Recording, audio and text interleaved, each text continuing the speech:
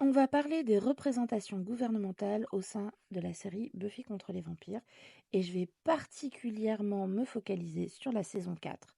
Je ne vais pas parler des comics et je vais aussi évoquer quelques autres épisodes antérieurs. Dans la saison 1 de Buffy, dans l'épisode 11, on évoque une organisation qui semble être gouvernementale. Rappelez-vous, Marcy Ross disparaît parce qu'elle est invisible aux yeux de la communauté. Et à la fin de l'épisode, elle est recrutée par un organisme qui va lui donner des cours d'espionnage et de crime. Est-ce gouvernemental ou pas? On n'en est pas sûr. Ça pourrait être aussi des mercenaires. Clairement, ce n'est pas évoqué et ce n'est pas exploré. Et je trouve dommage d'ailleurs qu'on n'y fasse plus jamais référence dans la série télé. Dommage. En plus, on aurait pu y faire référence du côté d'Angel, qui utilise des arcs narratifs quand même avec le cabinet Wolfram et Hart. Vraiment, il y avait de quoi explorer. C'est dommage.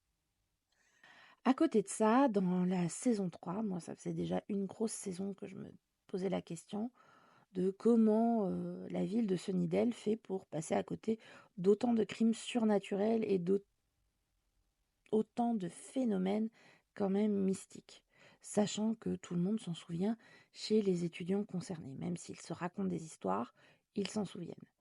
Et on a cet échange entre le principal Snyder et le maire qui nous laisse à penser que Snyder est au courant de phénomènes surnaturels. Mais on sait aussi que le maire est vivant depuis tellement longtemps qu'il a pu corrompre tout le système. Et donc Snyder a l'impression que le maire est au courant et que la police agit pour protéger la population, mais est-ce vraiment le cas? Absolument pas. Et arrive la maturité entre guillemets de la série, le passage à l'université. Et on introduit l'initiative et pour moi c'est une catastrophe. C'est beaucoup trop caricatural. Même si le genre fantastique joue avec la caricature de l'armée en général, alors là, c'est le pompon sur la Garonne, hein. Ça ne va pas du tout. On a de l'insubordination chez le personnage de Riley Finn, qui est aussi un des pions de l'initiative sur lequel on a investi le plus de pognon.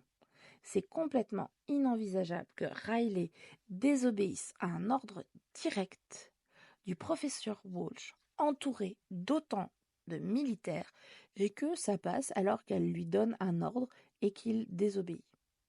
Il aurait dû être arrêté. Et c'est toute cette architecture caricaturale qui fait que moi j'ai beaucoup de mal avec cette saison. En plus, ils avaient un super potentiel avec Adam.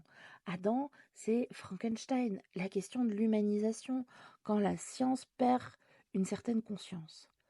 Ce qui est aussi assez caricatural, c'est que d'un côté, l'armée a quelques documents quand même sur les vampires, les démons en général, mais la tueuse, c'est le croque-mitaine.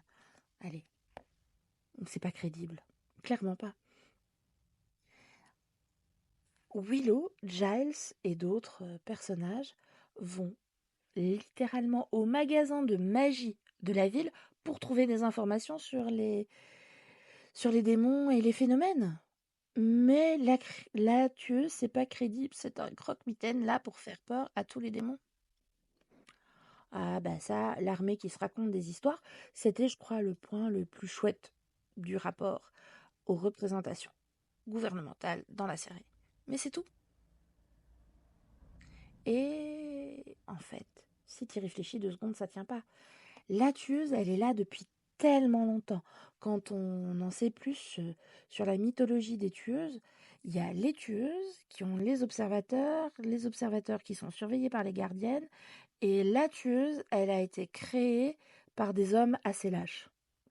Ça fait tellement longtemps qu'elle est là que à peu près toutes les organisations gouvernementales du monde devraient être au courant. Ce serait un minimum logique et un minimum cohérent, et ils auraient largement eu la possibilité d'avoir la main mise sur les observateurs. Donc, d'où l'absence de crédibilité scénaristique autour de l'armée. Et c'est vraiment dommage parce que cette espèce d'équilibre entre les représentations gouvernementales, Buffy et sa mission mystique, surnaturelle, et les éléments surnaturels qui s'articulent, ça aurait été super méga intéressant.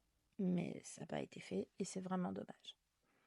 Ils sont passés à côté de questions éthiques, morales, qui sont quand même celles que l'université vient ouvrir chez les étudiants.